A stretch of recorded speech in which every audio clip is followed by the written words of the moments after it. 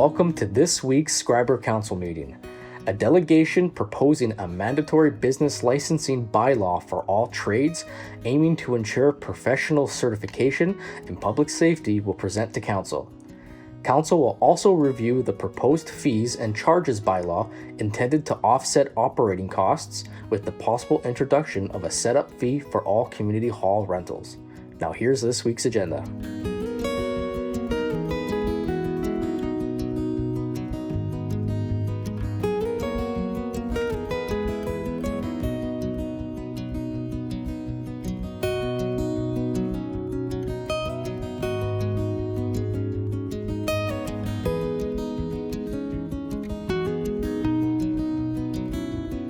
Hi, my name is Dominic Commisso, and I'm a business owner in Schreiber, and I'm bringing up the issue of business licenses.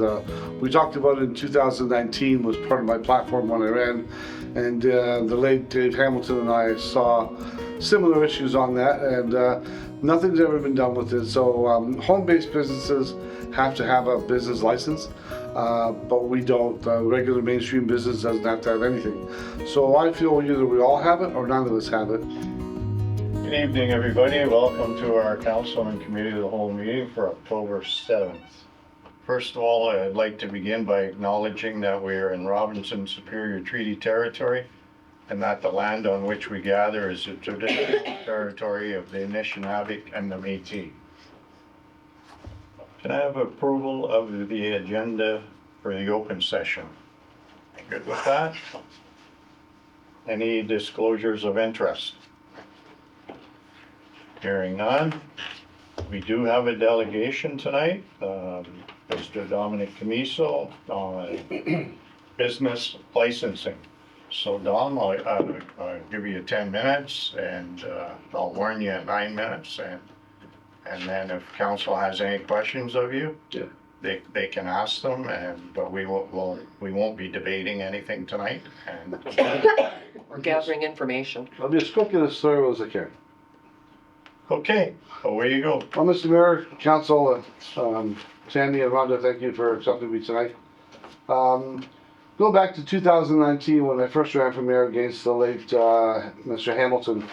We agreed and disagreed on many things. The one thing we did agree on was that Schreiber is the main corridor on Highway 17. He said all we have to do is get them to stop. So we need to encourage new business to come to town while protecting the businesses that are here. That's quote. So I feel the same way, and I felt the same way. I've never been to a city, village, or town where I've had business and I've never had a business license. The business license protects other businesses from people who are freelancing who are A, licensed, and B, that we need some protection because we have a lot of people who are going house to house or doing it out of their homes. But people who have home-based businesses are licensed by the town. But we are not. So I could open up a scrapyard next to your house, and you're be loud as hell and be smelly as hell. But because we have no licensing or zoning law, anybody can open up anything anywhere. I came here, I opened up my shop, I didn't have one question. I had the health board come by and check me out. I had the licensing people come from Skills Ontario, and that was it. That's all I've had. So the licensing protects the businesses that are here, whether you're selling t-shirts, whether you're selling food, whether you're a mechanic, a plumber, or electrician, it doesn't matter. Any one of the 123 trades that's under the Skills Trade of Ontario should be protected, for one for sure. The other businesses, like say Dom who's selling t-shirts, or Costas who's selling food, or the Figs who got mechanics, and Jim Payne. Those guys should be protected, and we need to start looking at our businesses and start to respect them a little more as a business. I don't know how many times we've sat in this very room and we wanted to do some type of marketing and trying to figure out who our businesses are, and we didn't know. So we scrambled to find out who our businesses were. Well, the business license, you have it all on the docket. The company that applied for the license, they show you only their certificate license if it's a trade, and they're issued a license. But anybody can own any business. But if you're an owner operator, you have to have the proper certification. In Ontario, we need the proper certification under the journeyman umbrella and under the skills trade. So when I was on the committee, we brought it to council. Council had gotten it in, You talked about it, it sounded like it might go somewhere. And then it just seemed like once I resigned from economic development, it all stopped. So I was very disappointed, to the very least, because Schreiber is struggling. We've been struggling for a long time. We're struggling because we don't have any proper direction. And that's one place to start. People will argue and will say, well, that's going to discourage people from coming here. Well, it may discourage some people, but I mean, overall, the few businesses that are here need help and they need protection. And if we don't have protection for us, then what's the point? Why am I running a legitimate business, paying taxes, paying rent, paying hydro, paying, it's about $3,000 a month to run that little shop I have. So where other guys are freelancing, free out of their pocket, putting the money in their pocket. So it's going to be a little more work for the bylaw officer, I think, but there are ways to catch it, and it's called an investigation. You suspect somebody, you follow them, you suspect, you take pictures, you video, you ask questions. There are ways to do it. I was just telling Kim, if I did the brakes on your car, which I can't do because I've raced cars for 30 years, but then something happened, you're on the highway, you hit your brakes and you get into an accident. The police will ask you what happened. I hit the brakes and nothing was there. When's the last time you had them serviced? Oh, Dom Commisso did my brakes. So is he a mechanic? No, he's a hairdresser. So, you see, you need to have protection for all of those people. And I don't want Schreiber to be liable for something because they didn't do their due diligence. And we need to know who everybody is here in business. And we need to know what type of business that they're running. We have some businesses here that are already suspect. We're not sure what's really going on. And I think we need to kind of dig deeper and respect the businesses that are here. And the people who want to come here and open business, sure, I'm all for it. Let's respect them too. But let's make sure that they're here with the proper certifications if needed, or that the businesses that they're going to run isn't just going to be full of junk all over town. So that's pretty much, in a nutshell, what I wanted to say. I was really disappointed when I heard that my idea might be quashed, because Dave Hamilton and I had the same idea back in 19. We talked a lot about it in the shop, and Dave and I had a relationship similar to Kevin. We can tell each other where to go, and we're still friends. And I'm like that today. If you have an issue with me, you can tell me you're an idiot, Tom. I don't take offense to it because it's not personal. We're all trying to make Schreiber better. And so I'm all for whatever it takes to get us better. I know people have a lot of questions why I resigned from the committee, and I was on the committee for 6 years, and we didn't do anything. I just felt like I was spinning my wheels, and I was frustrated. I'm a get it done kind of guy. You give me something, and I'll get it done. And we weren't getting it done, so that's why I resigned from the committee. Because I've had comments from the public, like, mind you, I hear everything. Against you, against me, against all. I hear it all. And they said, well, you quit from the committee, so what makes me think that you're going to, if you get on council or you become mayor, that you're going to stick it out? Because I'm going to make things happen if I get on council or mayor. That's how I am. I don't like to waste time. And I didn't build what I built on being lazy. I built what I built because I took chances and I took long shots. I lost, and I made pretty good, did it right. So anyway, I wish you would reconsider not crushing it and bringing a business license for everybody and all the same price, not just home-based businesses, but all of us. Okay, thanks a lot for that, Don. You're well under 10 minutes. Appreciate that. Does anybody have any questions of Don? Well, no, my question was, you're talking about licensing for all businesses or just home-based businesses? All businesses. Okay. Yeah. I mean, if they have it at home, it's not fair that I don't have it. And to adjust the pricing on it, I don't know how you would go about doing that. In the city, they raise our prices $10 every year. When I left, I was paying $450 a year. And it goes up all the time. And now because Burlington's going up there, it's around $700 now. Each business, even home-based businesses. And I can tell you, we really haven't quashed it yet. We had an older bylaw that was transient businesses and home-based together. We pulled the transient out and made the Huskers and Buskers, peddlers. Right. but home-based has still not been addressed. But it's interesting when you're talking about licensing for all businesses. All businesses, and then we all know who everybody is and what chemicals they're using.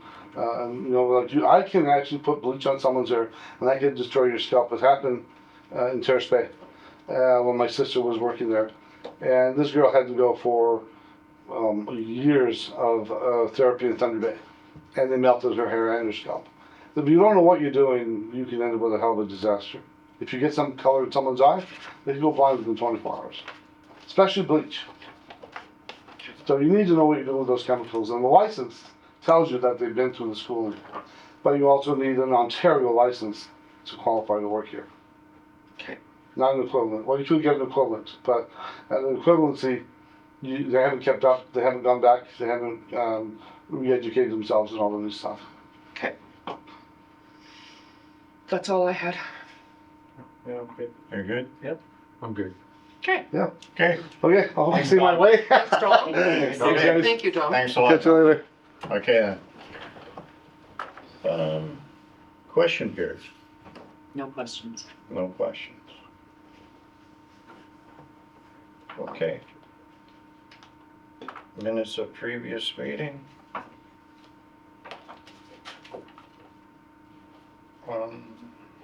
Yeah, I guess Resolution 315 -25. Moved by Councillor McGrath, seconded by Councillor Burgeot, that minutes of the council and committee of the whole meeting held September 23rd, 2025 be accepted as circulated. Discussion? Hearing none, all those in favor? Carried.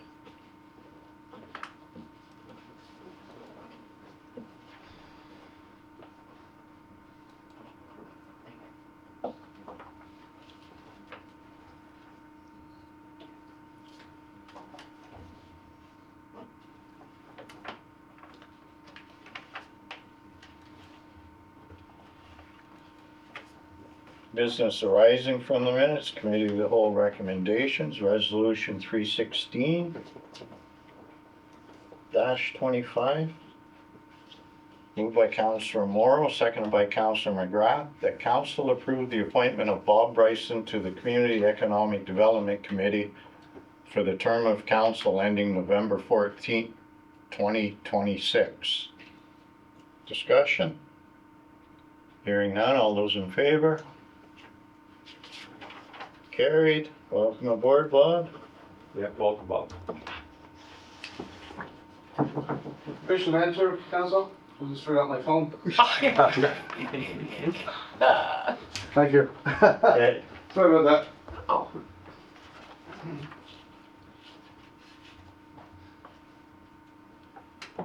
Resolution 317-25. Moved by Councillor Burgeot, seconded by Councillor Morrow, that council accept the 2025-26 inspection report for the Schreiber Water Pollution Control Plant as prepared by the Ministry of the Environment, Conservation and Parks. Discussion? Hearing none, all those in favor? Carried.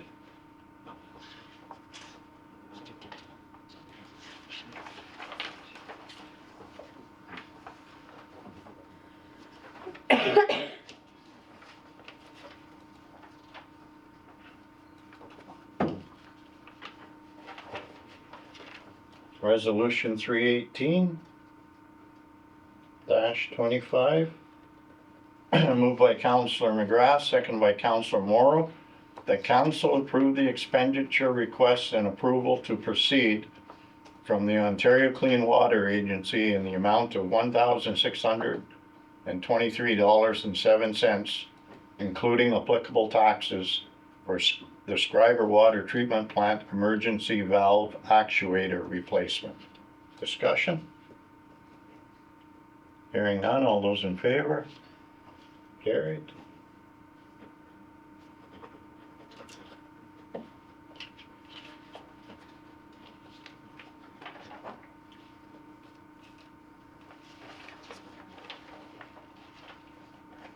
Resolution 319-25.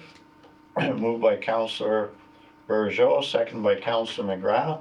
The council approved the expenditure request and approval to proceed from the Ontario Clean Water Agency in the amount of $2,799.52, including applicable taxes for the Schreiber Water Treatment Plant valve positioner. Discussion? Hearing none, all those in favor? Carried.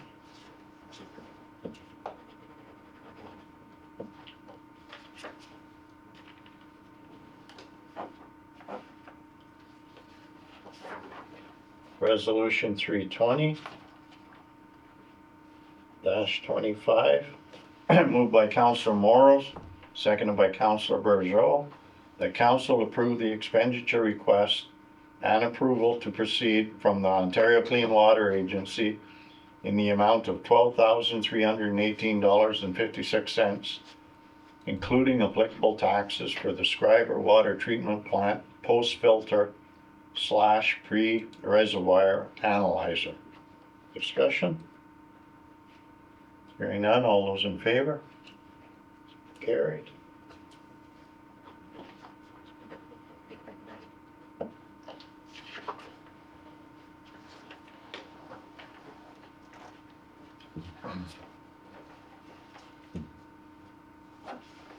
Resolution 321-25, moved by Councillor McGrath, seconded by Councillor Bergeau, that council approve the expenditure request and approval to proceed from the Ontario Clean Water Agency in the amount of $18,876.89, including applicable taxes for Schreiber Water Treatment raw water UV 254 monitor. Discussion? All those in favor? Carried.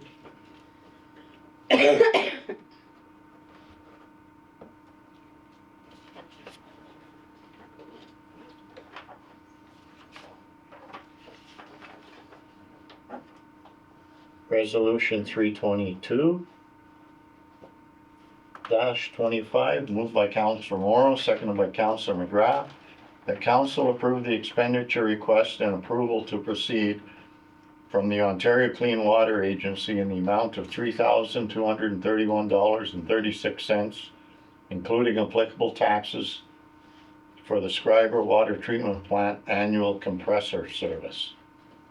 Discussion? Hearing none, all those in favor? Carried.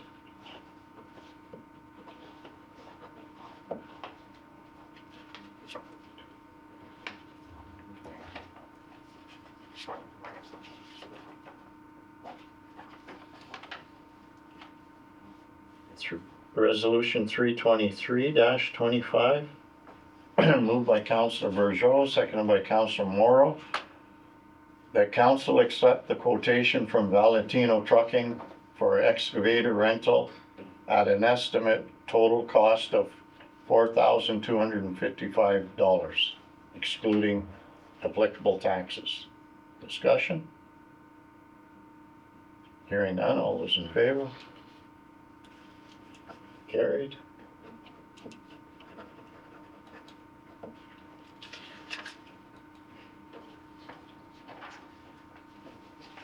Resolution 324-25, moved by Councillor McGrath, seconded by Councillor Morrow, that council accept the quotation from Valentino Trucking in the amount of $14.88 per ton, plus applicable taxes for the supply and delivery of 800 tons of winter sand and the rental of the stacker. Discussion? All those in favor? Carried.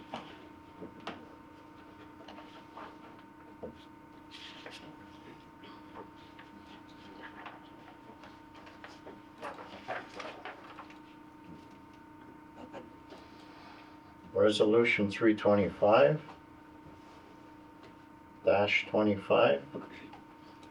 moved by Councillor Bergeau, seconded by Councillor McGrath, the Council of the Township of Schreiber support the resolution of the Northwestern Ontario Municipal Association with respect to support for NGP Phase 3 and enabling local housing and employment. Discussion? Hearing none, all those in favor? Carried.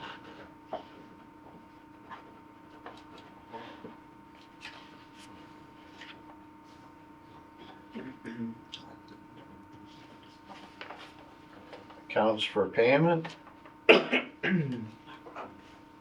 Resolution 326-25, moved by Councillor Burgeot, seconded by Councillor Morrow, that checks issued on the general bank account in the month of September 2025 in the amount of $190,376.67 for general accounts payable be approved and ratified. Discussion?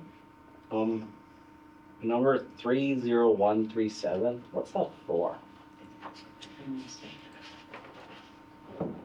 Like for what? For an amend? 3103. Hungry Moose.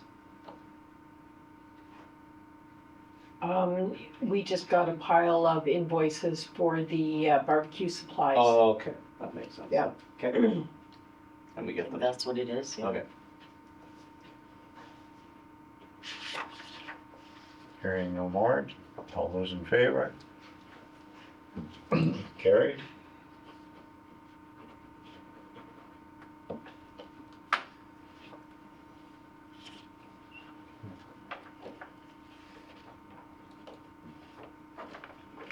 Resolution 327-25, moved by Councilor McGrath, seconded by Councilor Morrow, that bank debits issued on the general bank account in the month of September 2025 in the amount of $67,976.61 for payroll be approved and ratified. Discussion? Hearing none, all those in favor? Carried.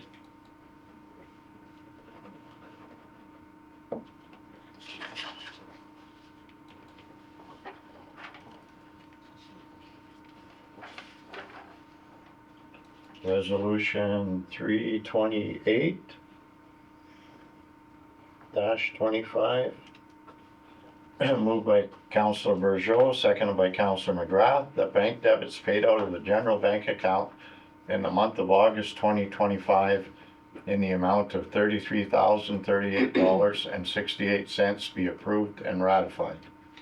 Discussion? Hearing none, all those in favor?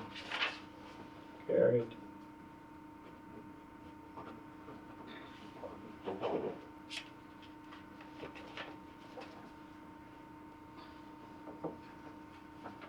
Nothing under unfinished business, under other business. Bylaw.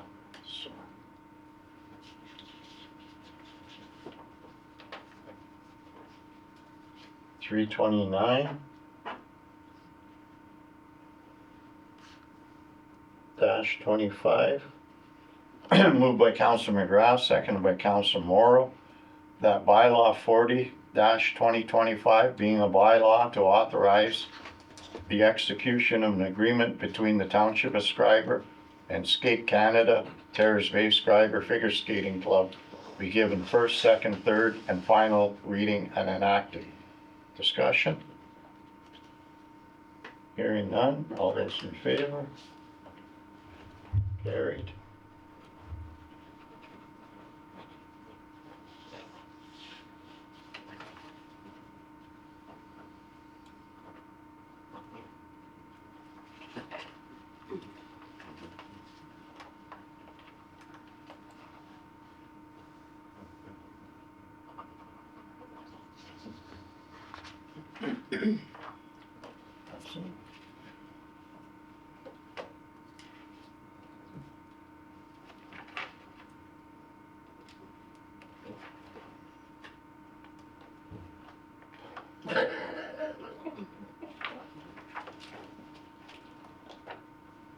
Okay, so now we'll move on to our committee of the whole portion of the meeting. We'll start with CAO/clerk monthly report. Okay, so I'm pleased to announce the return of Amanda Hamilton to our team. So welcome back to Amanda, and boy, did we miss her while she was off. The finance department's been very busy reassigning duties now that we have a full complement once again. The year-end finances are still with Grant Thornton, unfortunately, and we're patiently waiting for their reply. So thank you to Amanda, Berlin, and Marlene for everything that they do for us. Public Works and Recreation Maintenance.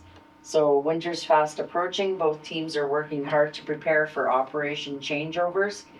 It will soon be time for the ice plant to be started. Well, actually it is now. It wasn't when I wrote this, but it's well underway now. So everything will be good for our user groups come next week. So thank you, Tammy, Corey, Chris, Austin, Clint, Patrick, Josh, Albert, and Steve for everything that they do for us. Our recreation programming. So we'll be advertising for a new recreation programmer in the near future to pick up where Evan has left off. And we'd like to wish Evan good luck in his new position at the arena in recreation maintenance. Economic development, Jamie's been extremely busy filling out grant applications and wrapping up our tourist season. So I just want to say thank you to him for everything he did this summer to promote tourism and the township itself. Cecile, I'd be lost without her. She keeps me on track, focused on council packages, payroll duties. And Bonnie is continuing to digitize our office and to serve our residents with a smile. So thank you, ladies, for everything that you do. Our municipal law enforcement officer has taken on additional cleaning duties of the municipal buildings as well as the bylaw duties. So September and October, I've seen changes to staffing and the duties. So thank you, Karen. And our senior center, what can we say? 500 members, wow. So great job to Kathy and the volunteers. Kathy's continuing to be a strong leader from afar, and we miss her dearly. This has been a hectic few weeks, but I'm proud of my team and all that they do, so thank you to everybody. Yeah. Well, thanks for that. Number 2, CO, your report on proposed fees and charges bylaw. Okay, so the consolidated fees and charges bylaw was put in place in 2023. There was an update or an amendment, I should say, I guess, in 2024, but it hasn't been looked at any further. So I kind of took a peek at what the consumer price index would be and how much it's rose, and took everything in that bylaw and did a 4.3% increase over 5 years. So if council wishes, like I did raw numbers, but if council would prefer, I can round it to the nearest whole number to make it a little easier. Or if you prefer the raw numbers with the odd, then I'm good with that too. With the cents, you mean? Yeah. Yeah. It's whatever council would desire if it is approved. So this would take us for 5 years. Any questions on it? And in your conclusion, Rhonda? Yeah. So I just want to say, like, the unfortunate truth is that the township's not immune to the CPI and feels the volatile changes in our business transactions as well as the public does. So this suggestion is one particular way to help offset the need to increase taxation to cover operating costs in 2026. That is the hope. It'd be recommended that the new fees start in January of 2026 and that the user group fees such as figure skating and minor hockey would be exempt until they register for the 26-27 season, winter season, which begins in the fall of 2026. And that's because they've already signed contracts? Correct. Okay. Yes, correct. And small increases annually, I think, are better than huge increases every 3 or 4 years or even 2 years because we're falling behind. Mm-hmm. No, I think if you're consistent with your increases over a set period of Yeah. time, then people can plan. People know what's coming in. Yeah, and it's small increases every year, right? I believe. Right? I About believe. 4.5%. I believe there to be It's small hardly, increases. hardly noticeable. No. Do it that way. No. So. And we're, Oh, yes, I did make a typo, Tammy pointed out, so I will have to correct that. Where the small side of, like in the recreation center, the small side of the hall does not include the kitchen and bar in the rental. Right. So that is a typo that I have to fix, for sure. So thank you, Tammy, for that. In that same schedule, Rhonda, under Schedule E, events, facilities, and recreation fees. Let me get there, sorry. That's okay. Yep, okay. So all community hall rentals are subject to a $60 setup fee and a $60 tear down fee. Mm-hmm. That's only if they're not paying hall rental already, right? No, Okay. no, So you're thinking over and above the hall rental, correct. that we would charge an additional $120 for setup and takedown. Correct. I don't think that's,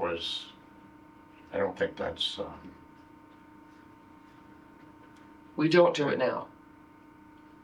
No. No. I think we're looking at, or not looking at, we talked about in previously if a person was getting the hall for free or whatever, we're still absorbing costs and so even though they're not paying for the hall, they would be paying a setup and a tear down fee. That was my understanding when we talked about Yeah, it. that's what we discussed. But we wouldn't have, I don't think it would be a setup fee and a tear down fee or on top of These rental fees. a rental fee. But there are no situations now where the hall is free. So like even funeral lunches would have to pay for, families would have to pay for the rental of the hall, like funerals. No, No, I think that was one example of a group that is not currently paying That's right. for hall rental, that we said, well, then maybe for those instances, we should be charging them a setup and tear down fee and not a rental fee. and not a rental fee. Okay. It's up to council, whatever Yeah, council wishes. That's what I. Am I interpreting that wrong? That's what I No. remember. Tell me if I am. No, I think that's the way you're interpreting it, so the way we had talked about it in the past, I mean, we have time, so you can bring it back, on the 28th, But that would be the only situation that I can think that I of, yeah. can think of where we would not charge a rental fee. Grants and aid. That's different. Grant and age, Cecile's right. Would Yeah. there wouldn't be a hall rental fee? But that's different than funeral, I mean.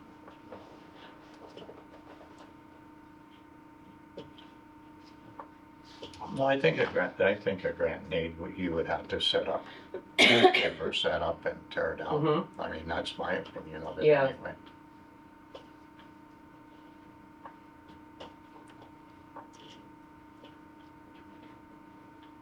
I agree with the early access for decorating and storing of personal items. If you need to get in, like, the day before, then, especially if you're using the coolers, there has to be some rental charged. So, I think most people, for the convenience, would either decide they want to pay the half-day rental or not, and put it in the second day. So, I like that caveat. The early access. Okay, so you're saying for funeral lunches, they have to pay the 120 set up and tear down. And for grants and aid, they have to, Where there's not already a whole rental amount being paid. And I think that was the way that conversation went that night.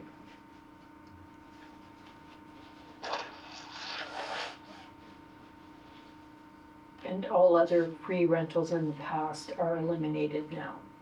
Yeah. Okay. I can't think of one other times we would have free rentals. We Oh, Heritage Days. we have free rentals a lot. No, Heritage Day rules apply. Mm-hmm. Which is fine, right? Yeah, during Heritage Days, whatever the rules are now, they would stay the same. Mm-hmm. I mean, if there's a liquor event or whatever, you're paying full, I believe you're paying full price. Yeah, for a if it's gambling not, event. yeah. Okay. If it's during a luncheon during Heritage Days, I don't believe you're paying. Yeah, those are all town rent things. Yeah. Yeah. Okay. Okay? And the only other thing was public skating. What's next? Sorry, which? Same schedule, page got it. 10. Yep. Okay. So we had discussed perhaps a full season pass, half season pass, and family passes. And remember we were talking about it being more of it's like a lanyard thing or something that designates you've got it, so people can have it on them when they're skating. We're still going to go ahead with that portion of that as well, right? Yeah. Okay. That would start though in January. In January, right. So it's free public skating until January, Well, that's when this would take effect. Yeah. Yeah. That's and then we're gonna charge people to public skate? Yep. And how do we monitor that? Tammy's recreation maintenance. By that lanyard that, by the Good luck lanyard with that Anne Marie was talking about.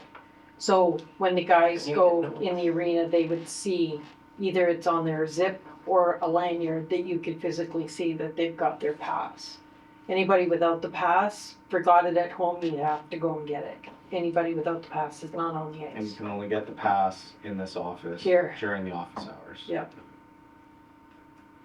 Okay. but a family pass See, I'm not, for five individuals, then you would give them 5 lanyards, right? Everybody would Yeah. have to have a lanyard. yeah, I get that. Okay. Yeah. Thoughts?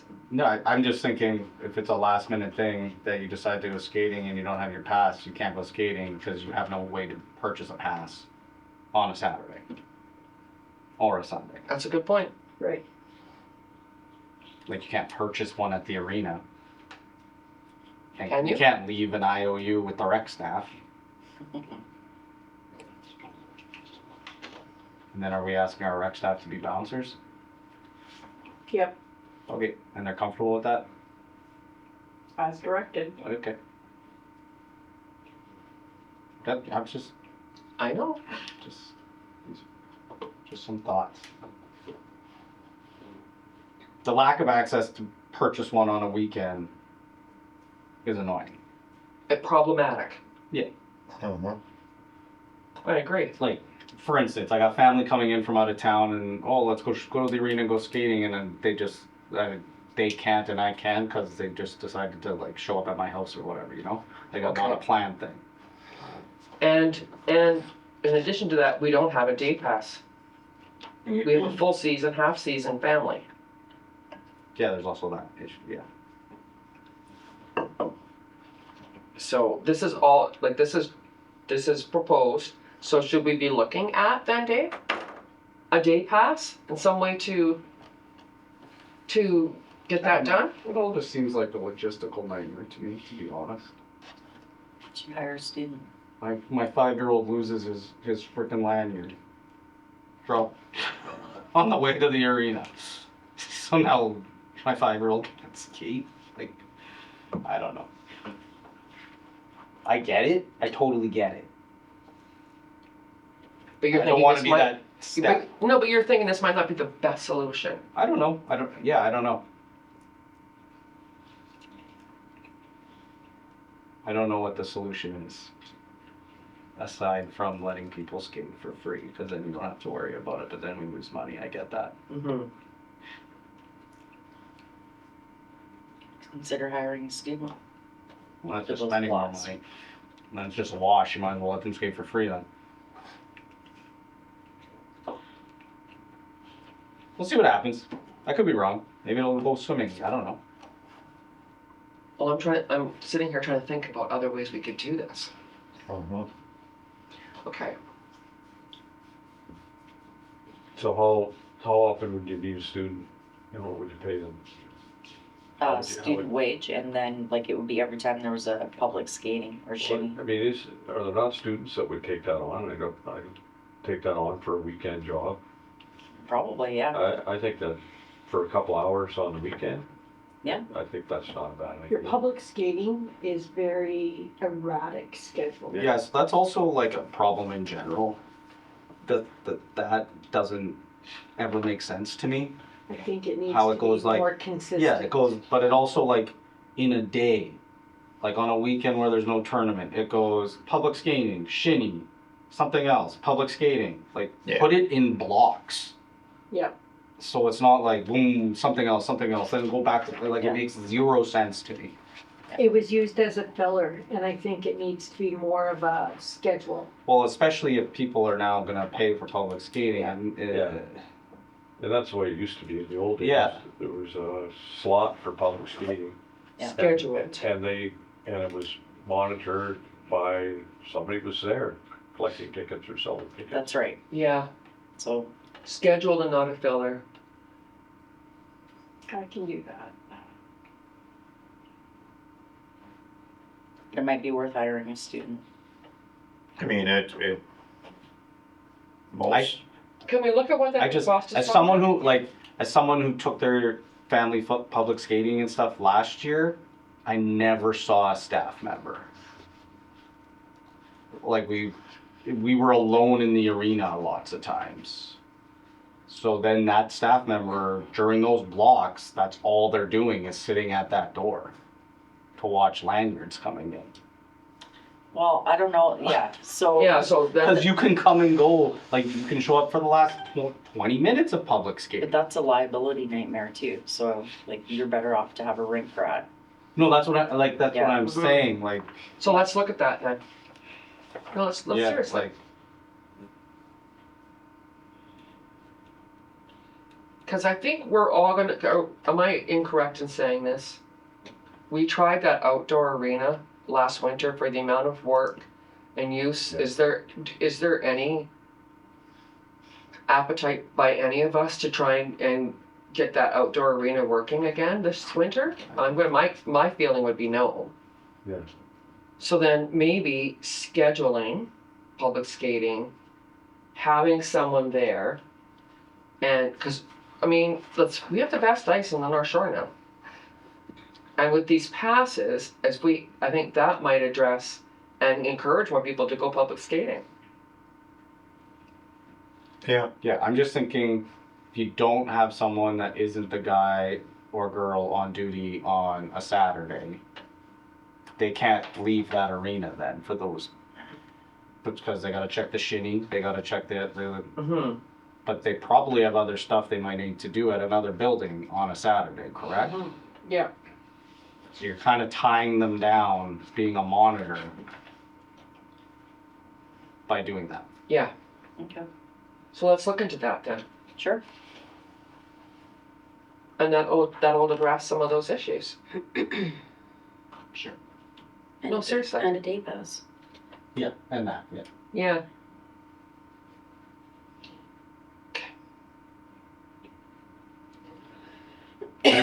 Fitness center, memorial bench, annual memberships for seniors, none of that has really changed all that much.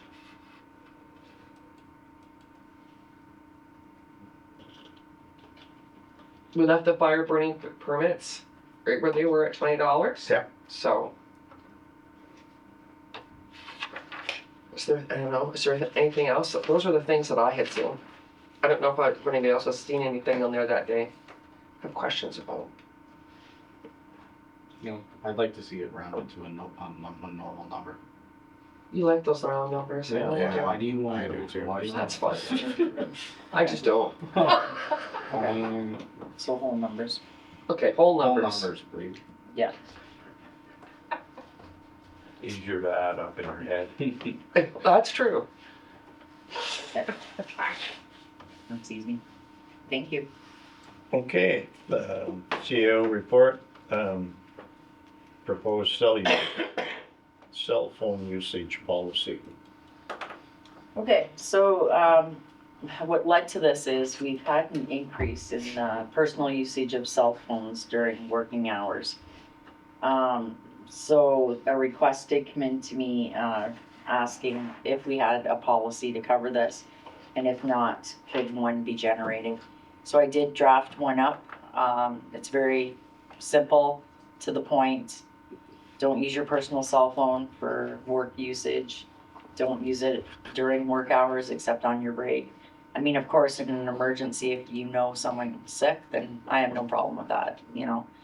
Stuff does happen in our lives, but don't use your personal phones for work, and if you do have a company phone, it's for work purposes only.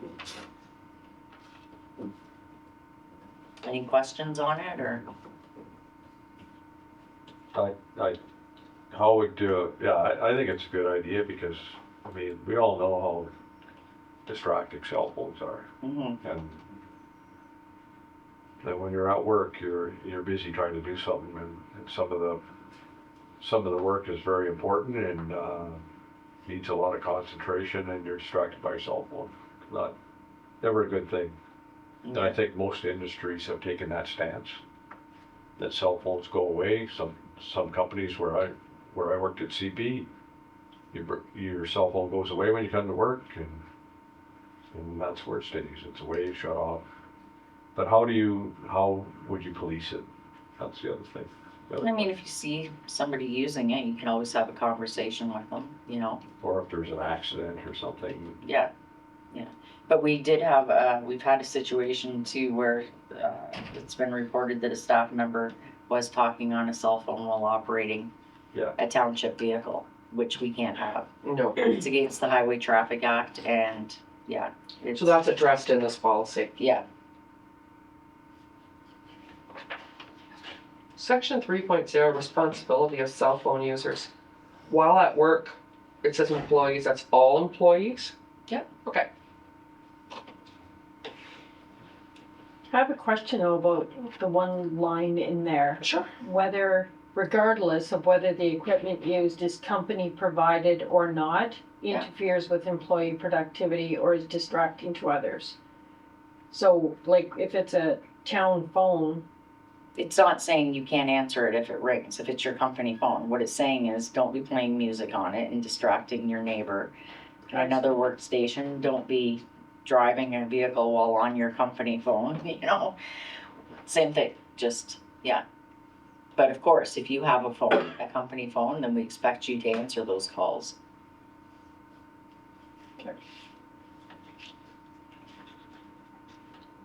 I have a question. Sure. When I was working, you could still talk on the Motorola's. Like if I was snow plowing, I could grab that Motorola and talk to the crew and say, go plow over here, whatever. Is that still, still allowed. that you're still allowed? Eh? Yep. Okay. No, Because that's a radio? Yeah, well, No, I'm not sure. I don't know what that is. no, it's just communication amongst your work crew, Oh, okay. and Just like radios. Mm-hmm. yeah, It's a two-way radio in your truck. yeah. Okay, no, I was just wondering because it was allowed when I was there. Yeah. And they're not listed in here. So this is No. specifically for cell phones, whether it's your personal or it's your work. Correct. But is that allowed by law? Are you allowed? No, that's what I meant, Dan. Sorry. Yes, a Motorola, yes. In like if you're driving, you can. Yeah. You can have a. It's like a handheld CB, radio. it's like a handheld CB kind of thing. Okay. Yeah, just, Yeah. Can't make a phone call with it, you can't, it's just to communicate to whoever's got another one device. Yeah, no, I wasn't sure. Yeah. Our CB radios, are they still Yeah. legal? Yep. Okay, so it's the same thing. Yep.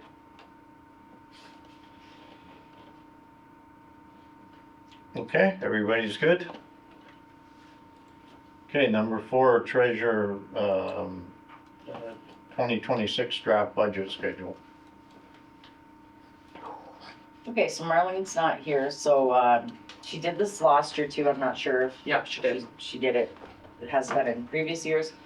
But this is just, her projected, expectations to get the 2026 budget completed. Does council have questions to bring back to her regarding it, or that I might be able to answer? So if I'm reading this right, Mm-hmm. on April the 14th, we are going to have a 2026 passed and finalized budget. April 14th. Yeah. Sorry, okay, yeah. Yep. Excellent. I think we should strive for Sarah.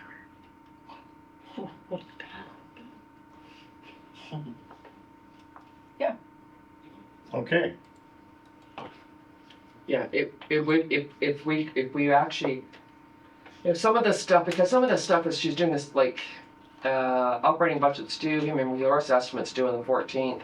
So I get that the second step has to wait for that stuff, like a lot of this makes sense. But if by some reason it was done sooner, it would be nicer. Correct. Do you know what I mean? If we could pass a budget before the end of March, I'd be ecstatic. it would be wonderful. Yeah. Yeah, okay. okay, Director of Operations status report. So Public Works has completed the hydrant flushing and maintenance. We're still expecting Aqua to do valve exercising. We did have our quarterly meeting with the Aqua people today, and they'll be here October 20th to do the valve exercising. I wrote in here that the drinking water license expires April of 2026. That is not accurate. April of 2026 is the deadline to submit the application by. The license doesn't actually expire until October of 2026. So just to clarify that. The dump truck is completed the safety and had the emissions test done yesterday. So I'll be going tomorrow for the permanent plate for the truck, and it will be put to work. Gov Deals, we did sell the Sterling, 2000 Sterling, that actually left yesterday too. The bidder picked it up, and the half-ton was also sold on Gov Deals, and that was picked up last week.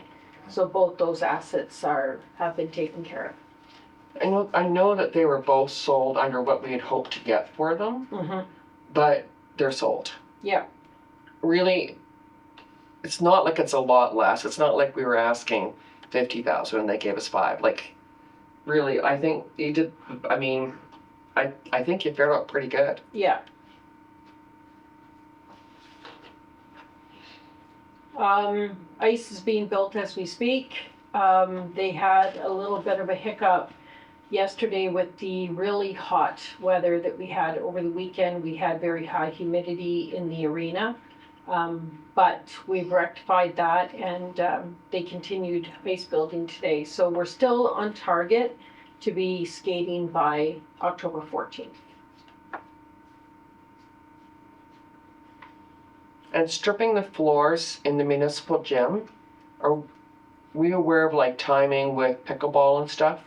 Because a senior report's talking about ramping that up as well as the regular crew being here. Yes.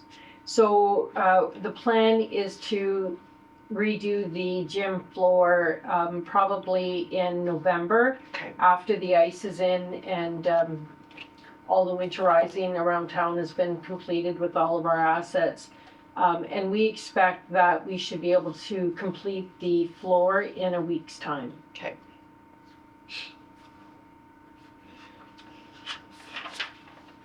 And then you have your water Those- flows there as well. Mhm. And you can Not see. bad for all the flushing you did. Yeah, you can see we had a couple of days of really high flows, but that goes hand in hand with sewer flushing, and then they completed the hydrant flushing. So all normal numbers. When do you start to get worried at your tank level? 50, 50? yep, Yeah, so you're pretty high. yep, Yeah, that's staying good. yep, we're doing good.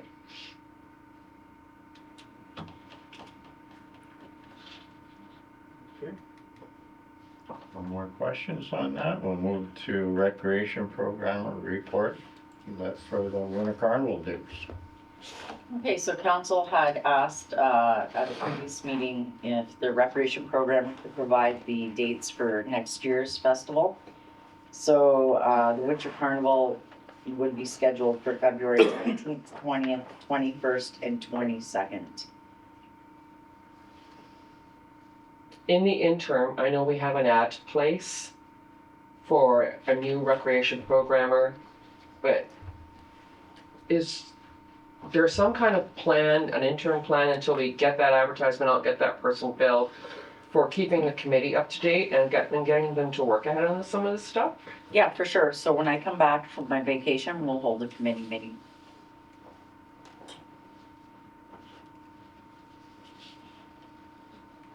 But like, I don't want them to come up on January and go, okay, now we've hired someone and go, holy moly. Yeah. Unless, and that's been, better than a month, we got this stuff going on. We Yeah. did try before Evan was done, but we didn't have quorum again, so.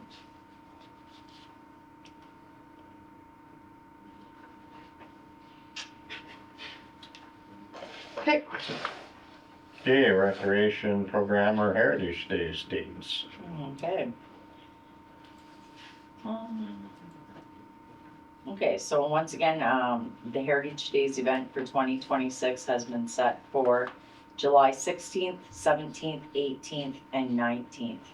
So interestingly enough, I did receive an email from a gentleman regarding a singer who is interested in performing at Heritage Days.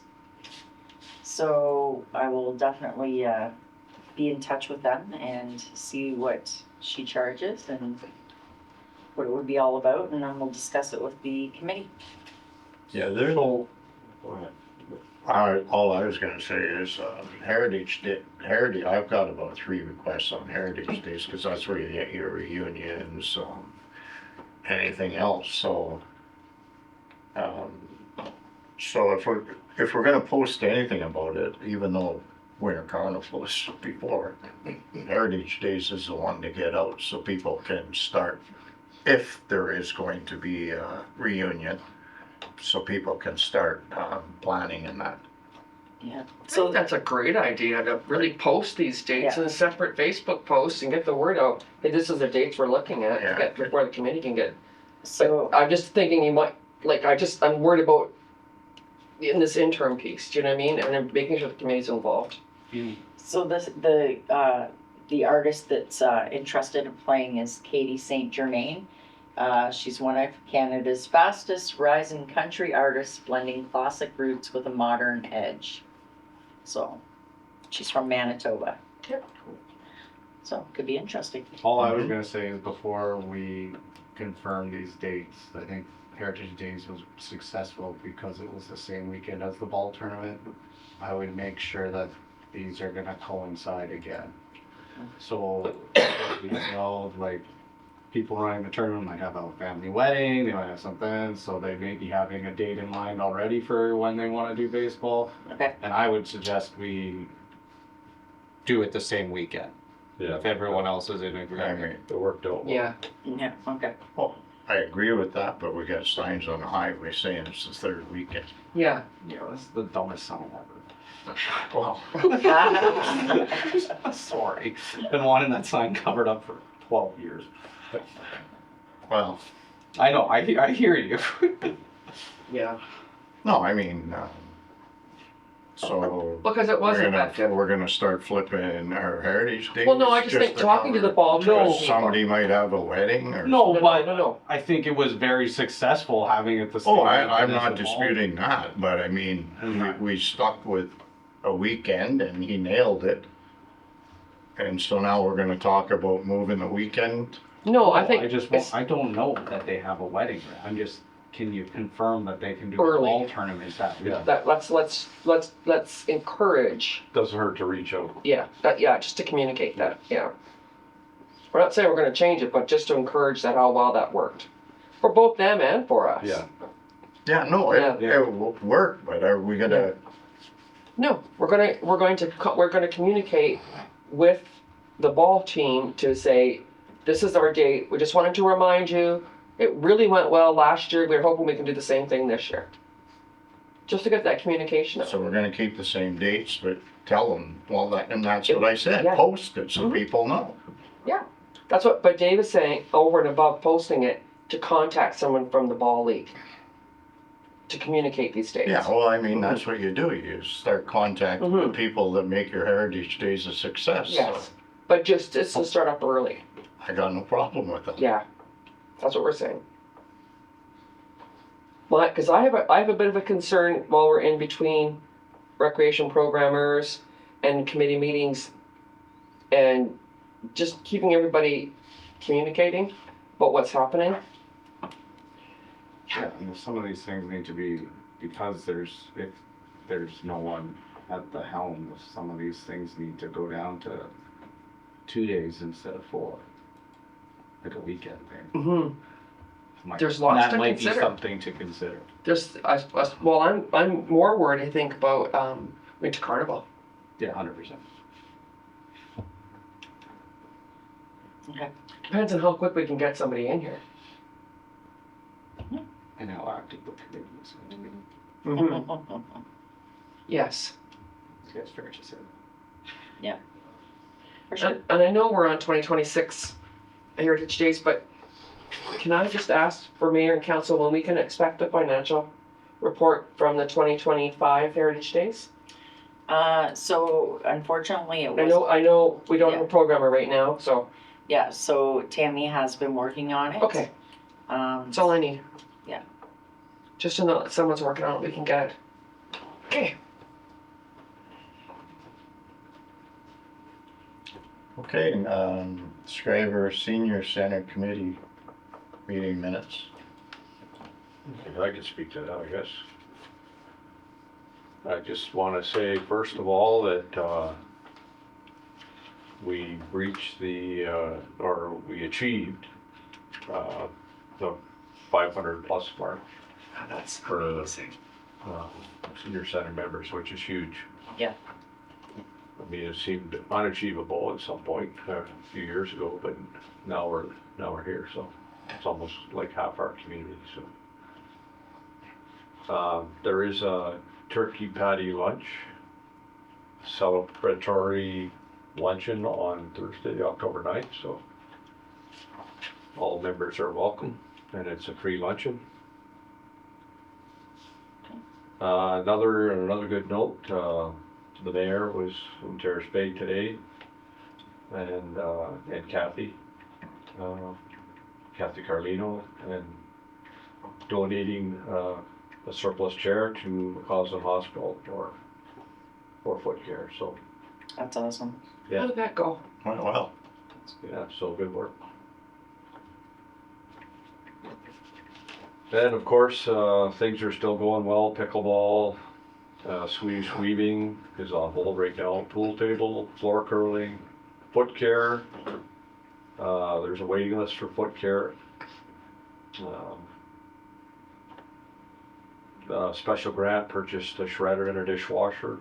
Shredder is for anybody to use for their shredding their documents. Barbecues started and ended. It ended just last Thursday, I believe, was the last barbecue. Heritage Days, the bocce was a huge bocce ball tournament. Was a huge success. 32 teams. Really good participation. There was one planned in September, and it ended up being canceled. So the Harvest Fair on September 14th, and along with the Terry Fox Run, was successful. Yeah, because they did the barbecue for that too, right? Yeah, Dan? yeah, and free lunches for students.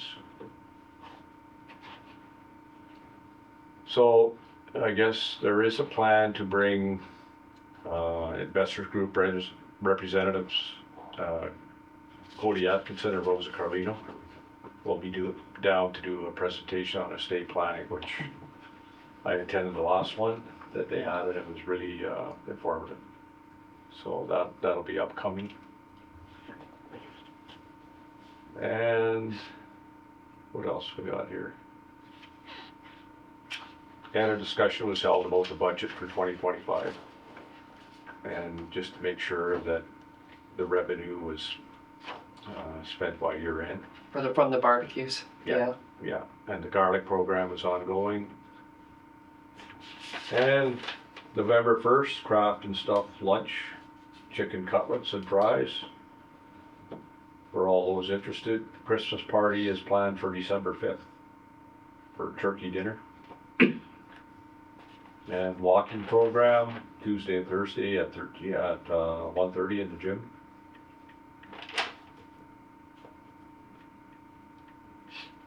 And that's about it. That's about all I have.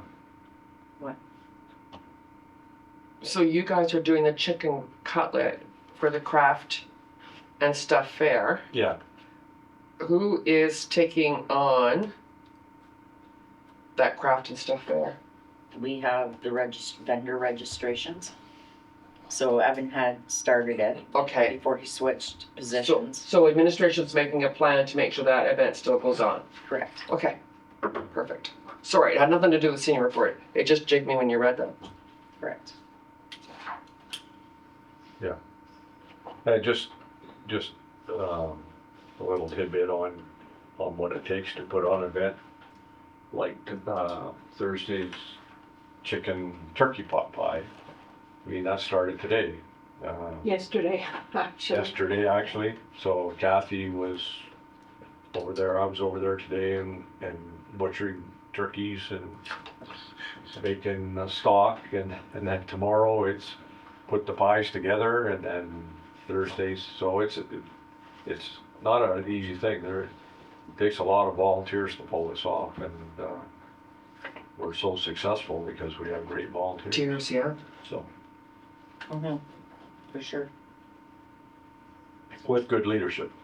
That's because you're in charge? No, I'm just so lucky. I was in Marathon.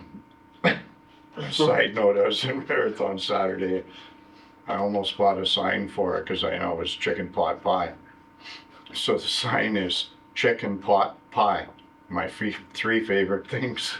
And I thought better not. Better not, yeah.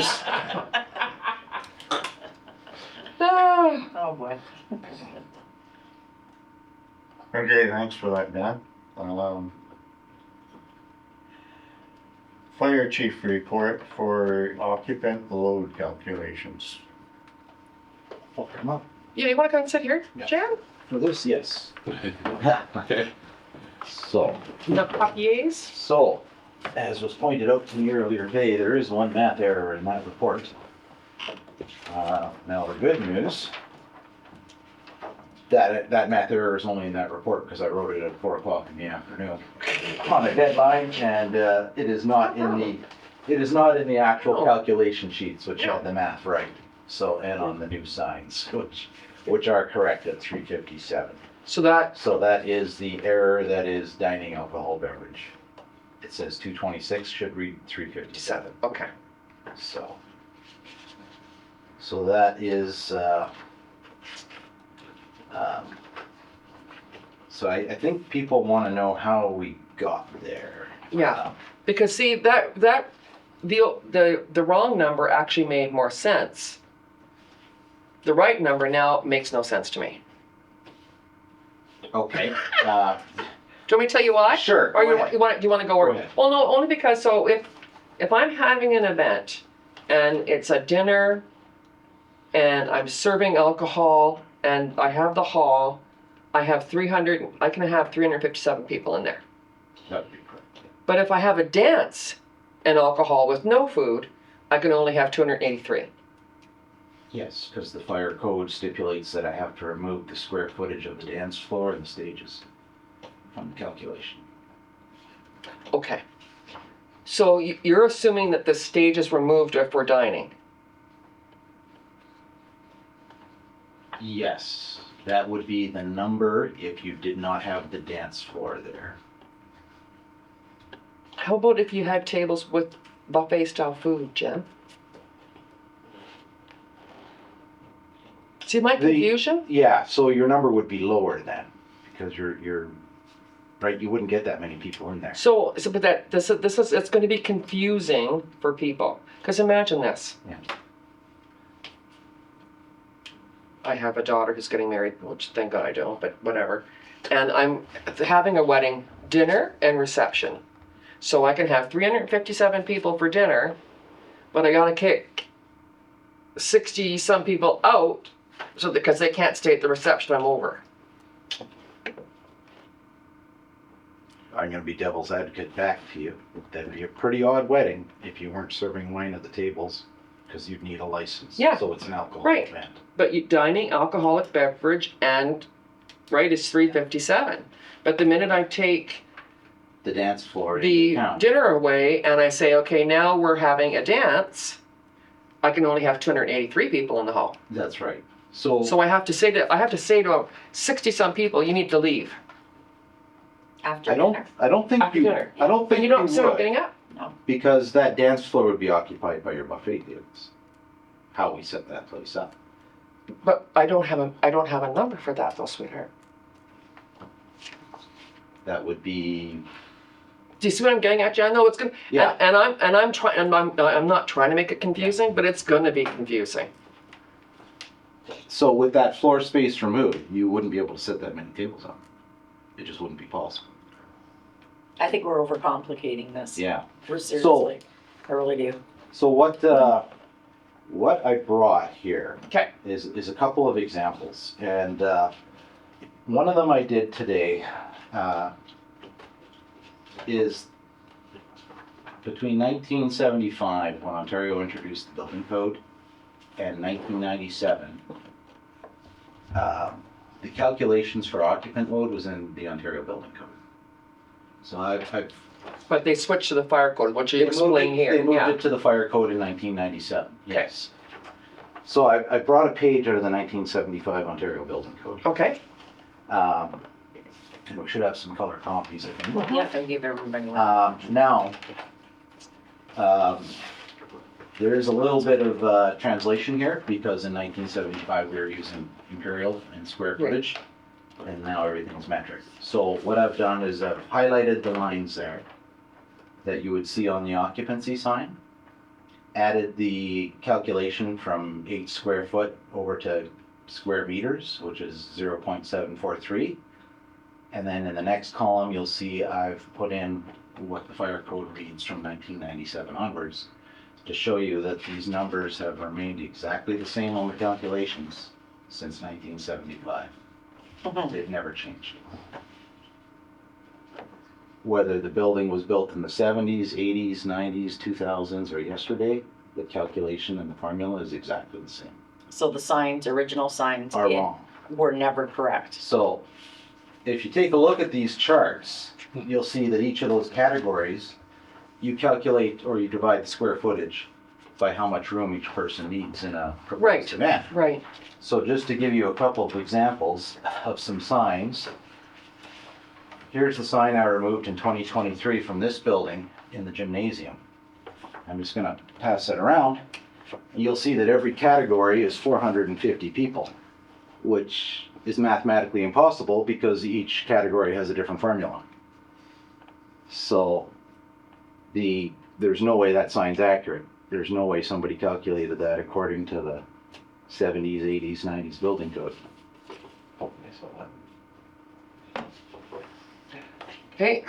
So I'm running into this problem with older buildings that have very suspicious signs like this hanging in them. And then when I move over, for instance, I'll show you the signs that just came out of the rec center. I'll give you an example of the mat here. Want to see that? Yeah, I've seen it. This is the large side of the rec center, Okay, 442 people in chairs. On the small side, 290 people in chairs. Total there is 732 people. But when you look at the sign that was combined, it says the occupancy was 550. So the numbers are clearly wrong on all these signs. So and you're thinking they have been wrong for a long time? they've probably been wrong since the day they were written. And do we know when they were written? Are they dated? They aren't dated, unfortunately. So, as I update the building files and I go through and I do these calculations, I am putting dates on my calculations. Yeah. And then filing it, but for some of these older signs, I unfortunately don't have the dates. Is this something, this is just an off the cuff, is this something like that fire chiefs, I think, across Ontario are starting to take more attention to and saying, hey, listen, we need to look at halls? It's something that should be going on in every community. We're supposed to be inspecting Okay. these buildings. Does every little tiny town and village do it? Probably not. I think, for instance, in town here, there's two of us, myself and one other member that Right. are qualified as building or fire inspectors. But that's a 5-week course.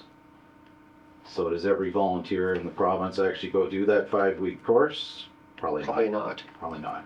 Okay. So, So, to clarify this up, if your non-fixed seating is just chairs?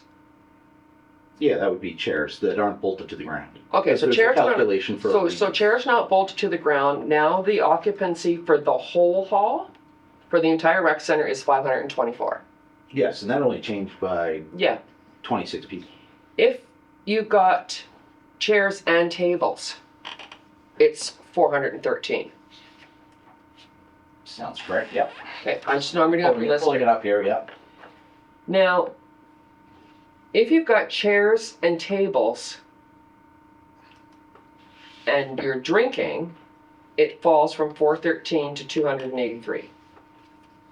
That would be correct, yeah. As soon as there's alcohol involved. it Okay, falls. so can you explain that to us? I would think that what they're doing here is the difference between the seats and tables would be a conference type setup. The difference between the dining and why the number drops there is because now you're dealing with a lot more area needed per person for food service and serving. And then the alcohol one, I'd imagine it just drops more because of they've had these sort of issues come up before in the province, and they've just determined that as soon as that alcohol is involved, that they need more floor space per person. Okay. So if you're dining and you've got tables and chairs and you're serving alcohol, the capacity for that whole hall is 357. For dining, yeah. If you're having a dance, let's say your firefighters dance The Halloween dance, yeah. or New Year's Eve dance or what have you, or the seniors would be dinner, right? Dinner and dance. So they would have the same thing. So after dinner, some people are going to have to leave. Depends what your attendance is, Yeah. what your invite list is. For Right. instance, the Halloween dance, going back to that, we charge a cover charge, and it's never gone over 180. Yeah, So we've never hit the target. no, We've never come close. no. So But you take a look at, I'll give you for instance, we're talking about Heritage Days. There's no way. Like how many at the dance reunion? Look at the amount of people that were in that. They needed a lot of floor space per person, I'll tell you. Whew, right? Because that place was jammed up. Yeah. So we're going to just, okay, so if these are the numbers, then we're going to change rental contracts and reflect these new numbers. Mhm. Okay. But you see what I'm getting at, right? Yeah. Okay. Thanks, Jen, for explaining. Yeah. Yeah. The numbers from dining to non-dining, I don't know how people who rent that hall are gonna manage that. I think it's gonna be an issue. Well, the problem is though, I mean, you have to obey the fire code, right? Right. I can't work around it. No. That's the biggest problem. Yeah, so anyways, the report just says it's been consistent since the day it came out. Just a second. And the hall didn't come around till almost 18 years after the fire code or the building code came out with those numbers, so. Okay. And you mentioned in here that the small area in the storage of chairs behind those partitions is unusable floor space. Agreed.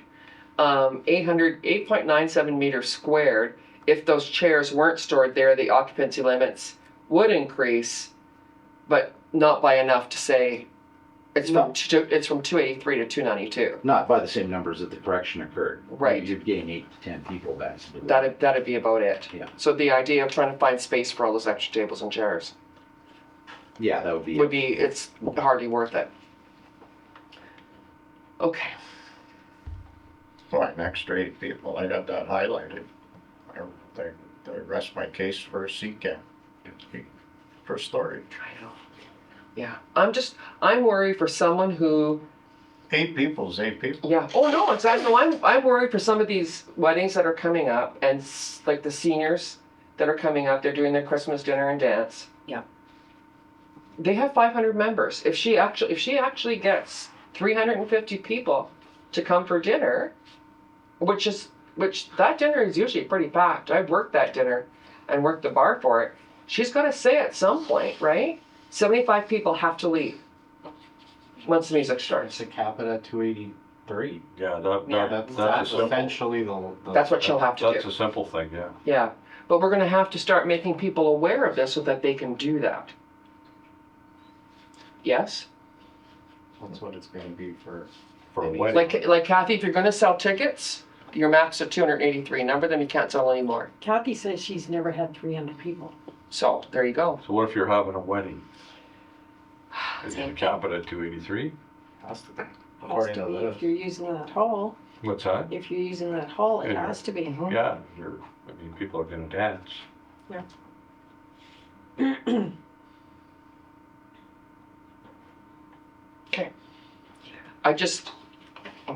So besides putting up signs in the hall, is there any thoughts, Rhonda, about communicating some of this stuff? Sure, we can do a Facebook and, Just to let people know website post, for sure. that the numbers are changing? Yep. It's gonna make a difference to some of the bookings we've already got. Sure. And maybe explain why, Pardon me? and maybe explain why they're changing. Okay. Explain, yeah. They've never been right. Thanks. They've never been correct. Thanks, Yeah, Janet. Okay. good point. We did Yeah, a- it's not- Good point. It's not us changing. It's not us changing it, it's we're actually, yeah. That's a very good point, Dave. Okay. Thanks, Jen. Okay, thanks, Jen. Okay, Aqua report for the water and wastewater treatment systems report. So no big red flags in any of the report. On page, it's not numbered actually, No. number 3, where it's talking about the sewage, the sludge hauling. You'll see that we did pump out the grit trough, the influent, and the chlorine contact chamber. So 176 cubic meters was hauled to the landfill in addition to the bagging numbers. That was GFL, isn't it? Yes. Yeah, that was part of our capital regular maintenance. So other than that, I mean, no big surprises in the report.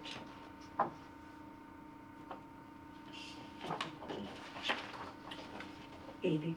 That's fine. 8:45. Yay. Okay. Move on to communication center.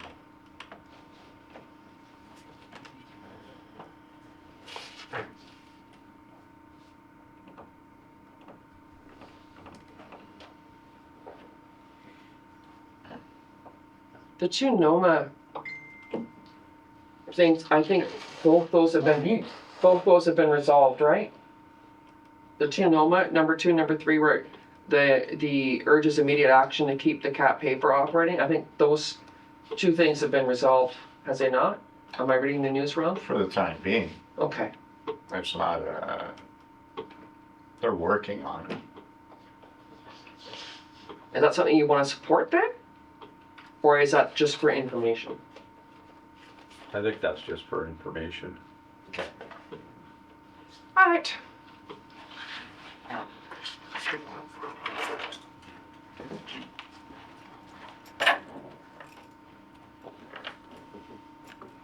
Okay, hearing nothing, we'll move on to unfinished business, and we got a report from the Ombudsman, Ontario report.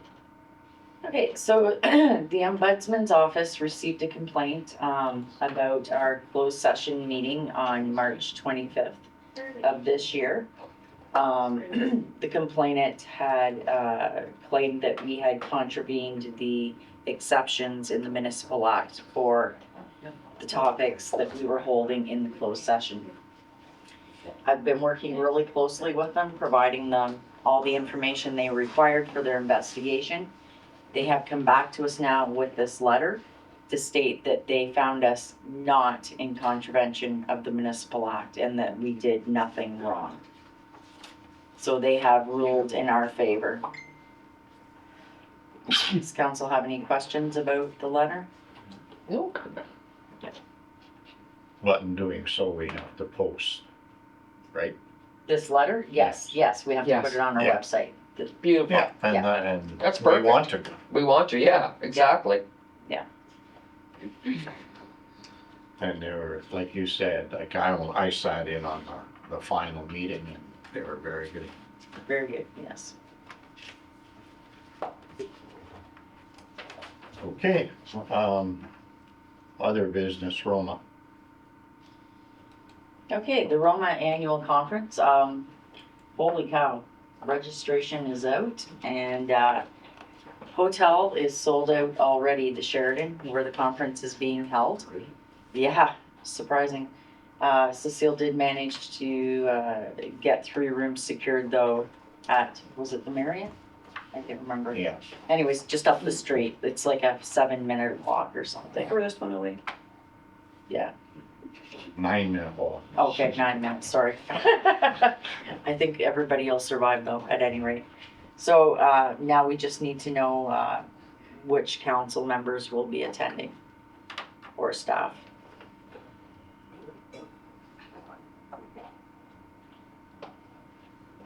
Yeah, I can go. I'm not gonna be available, no.